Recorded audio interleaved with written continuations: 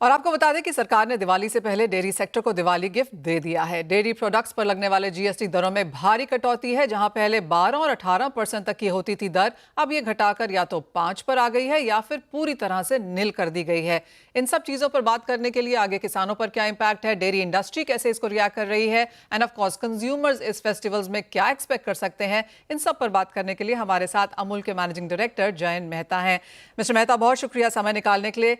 Clearly एक cheer है, cross sectors हम लगातार बात करते रहे हैं सबसे, और सभी का मानना है कि एक बहुत बेहतरीन स्टेप है। एक तो जीएसटी फाइलिंग यहां पर आसान हो जाता है और 4 दरों के बदले 2 दरें यहां पर एब्सोल्युटली बेहतर हैं काम करने के लिहाज से। ज्यादातर वर्ल्ड में ऑफकोर्स 1 या 2 ही दरों पर काम किया जाता है। एज अ डेयरी सेक्टर जो हमने चेंजेस यहां पर आते हुए देखे हैं, क्या इंपैक्ट आप देखते हैं इसका, first of all on the sector, और इन किसानों पर एक इनडायरेक्ट इंपैक्ट क्या है? अमीशा जी, थैंक यू सो मच। आपने सही कहा कि ये किसानों के लिए दिवाली है, कंज्यूमर्स के लिए भी दिवाली गिफ्ट इक्विवेलेंट का माहौल है। देश के इतिहास में किसी भी राज्य के, मैं प्री जीएसटी एरा की भी बात करूं तो किसी भी राज्य में जो सेल्स टैक्स होते थे, लोकल सेल्स टैक्स, वो भी दर इससे कम नहीं थे।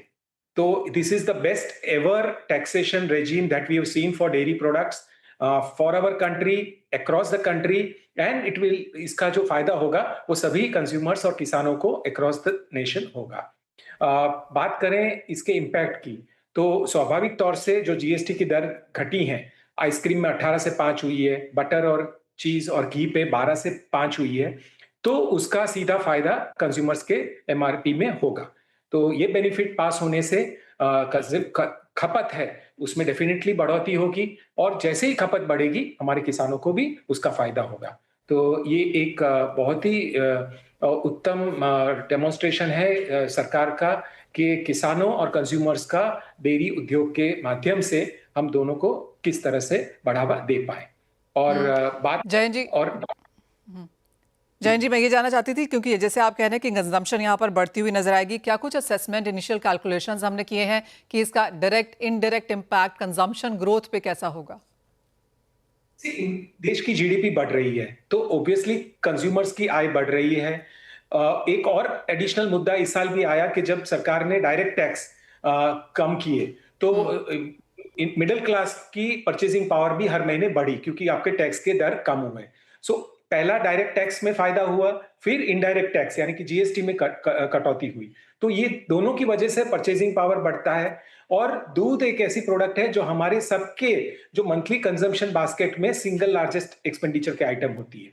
Okay, and that is not just across food, सभी कंजम्पशन कैटेगरीज में number 1 is milk and milk products. तो स्वाभाविक तौर से इनकम बढ़ने से लोगों का डेयरी प्रोडक्ट्स का खपत और ज्यादा बढ़ती है। साइंटिफिक स्टडीज ये कहती है, इकोनॉमिक स्टडीज ये कहती हैं। तो उसका फायदा सीधा कंजम्पशन पे होगा। कंजम्पशन पे होगा तो ऑब्वियसली मिल्क प्रोड्यूसर को फायदा होगा।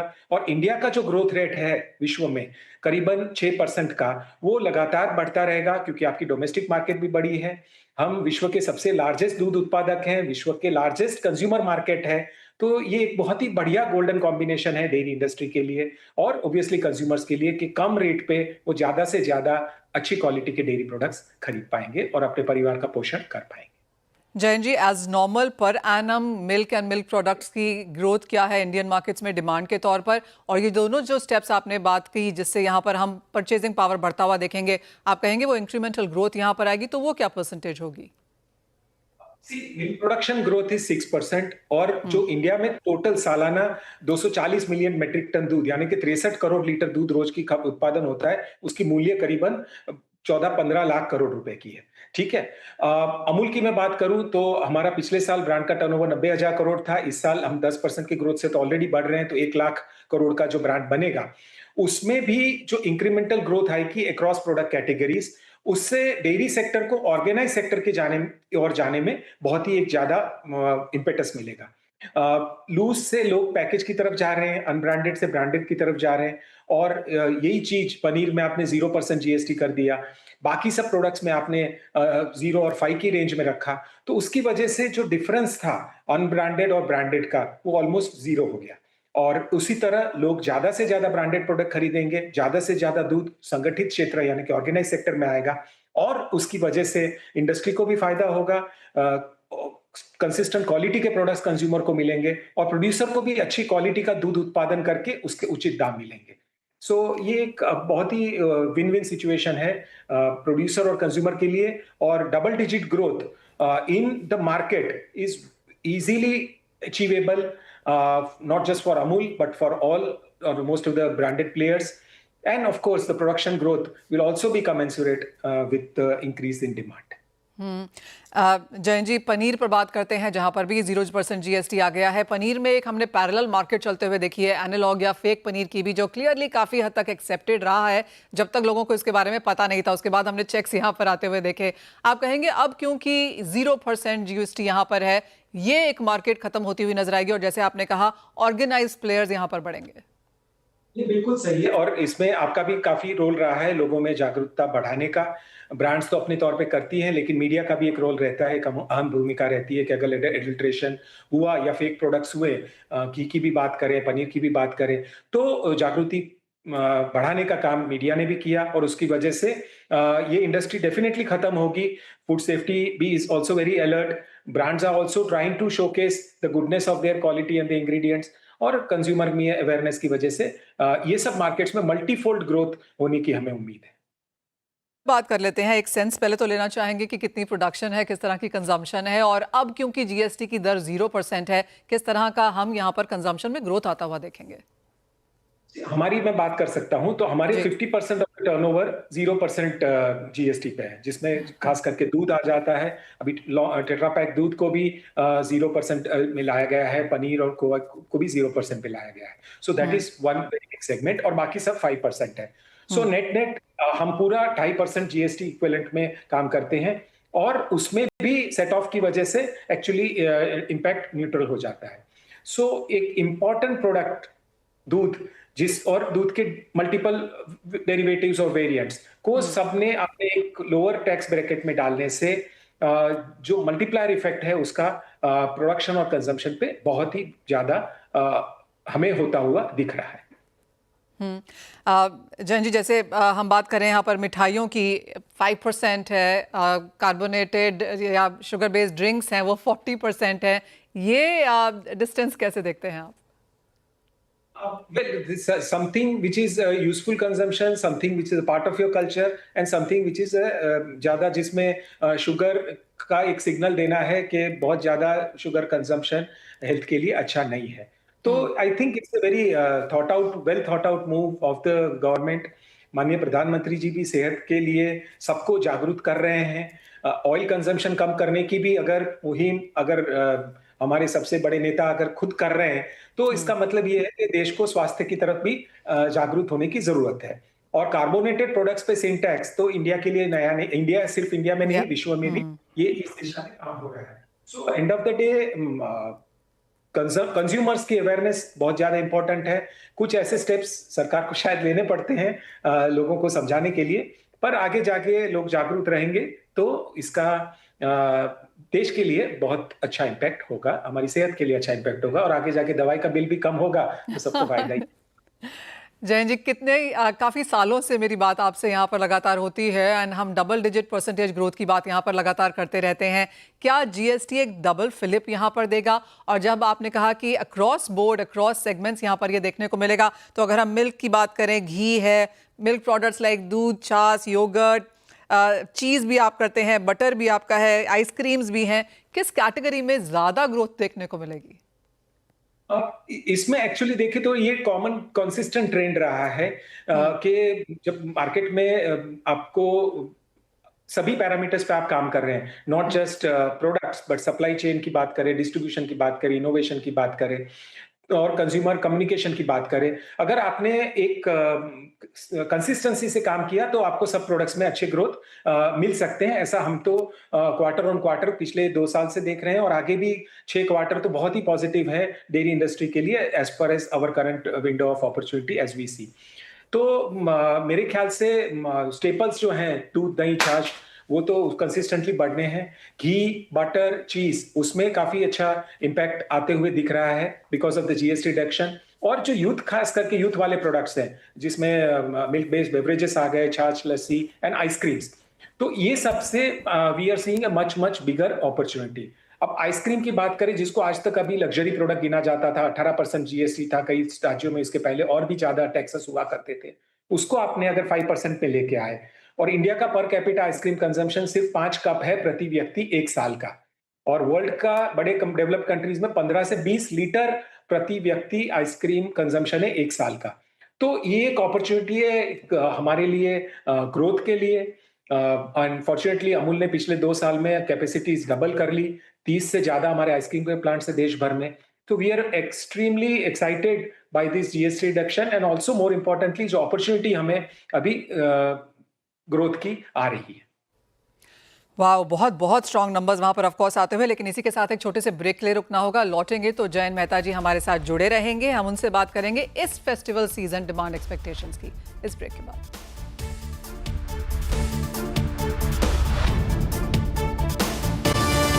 स्वागत है आपका, हमारे साथ अमूल के एमडी जयंत मेहता बने हुए हैं। जयंत जी, अब बात कर लेते हैं फेस्टिवल्स की, और येट अगेन एक पैटर्न रहा है अमूल की तरफ से नित नए यहाँ पर प्रोडक्ट्स लॉन्च करने का, और ये तो फेस्टिवल का टाइम है और जीएसटी में कटौती है, तो क्लियरली डबल धमाका है। इस फेस्टिवल में अमूल के नए लॉन्चेस क्या हैं? अब सबसे इम्पोर्टेंट है फेस्टिवल में मिठाई, और लोगों को प्योर मिठाई की तरफ एक रुझान आ रहा है। तो हमारे पास प्योर जो मिल्क बेस्ड प्रोडक्ट्स हैं, खोआ है, उनसे हमने करीबन देश में 20 जितने डेयरी प्लांट्स में मिठाई की प्रोसेसिंग करके मार्केटिंग करना शुरू किया। फ्रेश मिठाई, फ्रोजन मिठाई, लॉन्ग लाइफ मिठाई करके करीबन 35 से 40 अलग अलग मिठाई हम हर फेस्टिवल टाइम में लॉन्च कर रहे हैं। पिछले गणेश उत्सव में हमने मोदक लॉन्च किए, उसके साथ साथ हर त्योहार में उस रीजन की जो विशिष्ट मिठाई है उस पे हम काम कर रहे हैं। तो मिठाई की डिमांड लगातार बढ़ रही है, और लोग जो लूज मिठाई खरीदते थे उसके सामने अमूल की पैकेज मिठाई की तरफ भी आगे बढ़ रहे हैं, और उसकी वजह से हमें इस कैटेगरी में ऑलमोस्ट 150% ग्रोथ होता दिख रहा है। तो ये एक कंटिन्यूअस फोकस रहेगा, और साथ में बाकी जो हम पहले से और मिठाइयों पे जो काम कर रहे थे, श्रीखंड हुआ, गुलाब जामुन, रसगुल्ला, और साथ में फ्रेश मिठाई में रबड़ी हुई, खीर हुई, तो ये सब प्रोडक्ट्स में काफी एफर्ट और अटेंशन जा रहा है, डिस्ट्रीब्यूशन एक्सपांशन हो रहा है, क्यू कॉमर्स के माध्यम से 10 मिनट मिठाई डिलीवरी हो रही है, और उसकी वजह से हमारे खपत भी बढ़ रही है। आइसक्रीम्स में भी हम नए नए प्रोडक्ट्स लॉन्च करने जा रहे हैं, नए वेरिएंट्स लॉन्च करने जा रहे हैं। तो ओवरऑल फेस्टिव सीजन को मिठाई और आइसक्रीम्स में काफी वो मिलता है, एक बूस्ट, उस पे भी हम काम कर रहे हैं। प्रोटीन की कैटेगरीज में एक्सपांशन कर रहे हैं हम लोग, लोग सेहत की तरफ बढ़ रहे हैं। अमूल के पास बहुत बढ़िया मात्रा में वे प्रोटीन है, तो उसके माध्यम से भी हम काफी नए प्रोडक्ट्स और इनोवेटिव प्रोडक्ट्स प्रोटीन की कैटेगरीज में लॉन्च कर रहे हैं। ऑर्गेनिक भी है जिसमें काफी हम पिछले 2 साल से काम कर रहे हैं, उसका भी बहुत अच्छा रिजल्ट हो रहा है। ऑर्गेनिक आटा, दाल, चावल तो थी, साथ में हमने ऑर्गेनिक चीनी भी लॉन्च की है, ऑर्गेनिक गुड़ लॉन्च करने जा रहे हैं, ऑर्गेनिक मसाले लॉन्च करने जा रहे हैं, और सभी किचन आइटम्स हैं वो अमूल ऑर्गेनिक के तौर पे भी हम बेचे, उस दिशा में भी काम हो रहा है। So overall with strong innovation pipeline, distribution expansion, focus on brand building and market coverage, काफी ग्रोथ की अपॉर्चुनिटीज आ रही हैं, हम रियलाइज भी कर रहे हैं। और साथ में जो गांव-गांव में दूध संपादन में जो काम हो रहा है, किसानों के साथ जुड़ के उनके ग्रोथ के लिए जो काम हो रहा है, उसकी वजह से ऑलराउंड एक एक्सपांशन के माहौल में हम लोग ग्रोथ की दिशा में आगे बढ़ रहे हैं। Jayant ji, I have a pen and pencil ready. आपने कहा 150% की ग्रोथ आप मिठाइज में एक्सपेक्ट यहाँ पर कर रहे हैं, डबल डिजिट ग्रोथ आपने कहा अक्रॉस सेक्टर्स यहाँ पर है, तो I am just going to push it to a corner बताने के लिए कि कितनी परसेंटेज ग्रोथ अक्रॉस यहाँ पर है, because 150 is an eye opener. अगर हम यहाँ पर अब स्टेपल्स की बात करें, क्योंकि जीएसटी हमने यहाँ पर भी काफ़ी कम होता हुआ देखा है, 5% है अब आटा पे, चीनी पे, मसालों वगैरह पे, तो अगर हम ऑर्गेनिक स्टेपल्स की बात करें, यहाँ पर किस तरह की ग्रोथ है?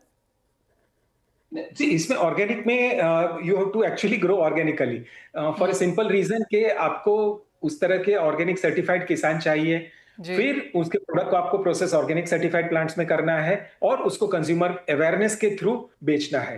तो ये गेम बहुत स्टेडीली करना पड़ता है, पर मुझे खुशी है कि जिस हिसाब से देश भर में हम ऑर्गेनिक किसानों के साथ जुड़े हैं, हमारी एक और मल्टी स्टेट कोऑपरेटिव जो अभी 2 साल पहले लॉन्च हुई, नेशनल कोऑपरेटिव ऑर्गेनिक लिमिटेड, उनके साथ हम मिलके ये जो देश भर में मुहिम चल रही है, उसकी वजह से हम काफ़ी तेज़ी से ग्रो कर पा रहे हैं। बट ये स्लो एंड स्टेडी वाला काम है और श्योर। साइंटिफिकली सर्टिफाइड ऑर्गेनिक का काम करना, लैब टेस्टेड, जिसमें कोई भी 250 में से एक भी पेस्टिसाइड ना हो, कोई भी हेवी मेटल ना हो, उसमें चौकन्ना रह के ये प्रोडक्ट में मार्केटिंग का काम हो रहा है। तो ये एक अलग लेवल की एक्टिविटी है, पर जी। दूध, दही, छाछ ये सब में ऑलरेडी हमारे साथ 36 लाख किसान जुड़े हुए हैं और उनको सही तरह से ब्रीडिंग, फीडिंग वो सब चीज में आप सपोर्ट दोगे तो किसान भी इन्वेस्ट करने के लिए तैयार है और वो ज्यादा से ज्यादा दूध का उत्पादन कर सकते हैं। तो 8 टू 10% मिल्क प्रोक्योरमेंट ग्रोथ, उससे ज्यादा आपका मार्केट ग्रोथ, तो उस हिसाब से आपको हाई डबल डिजिट ग्रोथ करना मुश्किल नहीं है, ऐसा हम काम कर रहे हैं। एक फाइनल नंबर जयंत जी, और आइसक्रीम में किस तरह की ग्रोथ है पर एनम डिमांड के हिसाब से? आइसक्रीम इस क्वार्टर में लोग कहते थे बारिश जल्दी आने से it was a muted quarter for most of the summer products, but ऐसा हमारे केस में नहीं रहा है। हमारे में भी डबल डिजिट ग्रोथ, इनफैक्ट कुछ मार्केट्स में तो बहुत अच्छा ग्रोथ हमको आया है। Overall also about 12 to 15% growth in ice creams we registered in the first 5 months of this year. So we're happy with the momentum that the market has. And as I mentioned, जैसे मैंने कहा पहले कि the capacity is in place, the market expansion has already happened. नए products और distribution channel enhancement की वजह से जो ग्रोथ की अपॉर्चुनिटीज है वो हमारे लिए काफी अच्छी है और ऐसी जैसे मार्केट अभी खुलेगा we will see a much higher growth in the coming months also. Alright, बहुत बहुत स्ट्रॉन्ग नंबर्स ऑफ कोर्स यहाँ पर आते हुए and complete thumbs up and a cheer ये जीएसटी की वजह से भी। जयंत मेहता जी एज ऑलवेज बहुत शुक्रिया साथ जुड़ने के लिए, बहुत इत्मीनान से सब हमारे साथ बात भी करने के लिए। बस एक फाइनल सवाल जो हमेशा मैं आपसे पूछती हूँ, क्या मिल्क प्राइसेस बढ़ने वाले हैं आने वाले फोर्सिएबल फ्यूचर में? फॉर्चुनेटली ऐसा अभी कोई सिचुएशन नहीं है कि बारिश काफी अच्छी हुई है, गुजरात में भी पूरे राज्य में अच्छी बारिश हुई है। मिल्क प्रोक्योरमेंट और मिल्क मार्केट दोनों अच्छे सही चल रहे हैं, तो we don't anticipate any increase in consumer prices of milk. आने वाले 3 महीने में, 6 महीने में ये मान के चलें? वेल मीडिया पे कमिट करना अच्छा नहीं होता है किसी बिजनेस के लिए, but at the moment I can tell you very confidently ऐसा अभी we are not seeing any such situation in the coming 3 to 6 months. Alright, Jayant ji as always बहुत शुक्रिया साथ जुड़ने के लिए और वो सभी सवालों के जवाब भी देने के लिए। वेल इसी के साथ इस कार्यक्रम में फिलहाल इतना ही समय है, एक ब्रेक के लिए रुकेंगे, लौटेंगे तो लेकर आएंगे फ्यूचर्स एक्सप्रेस।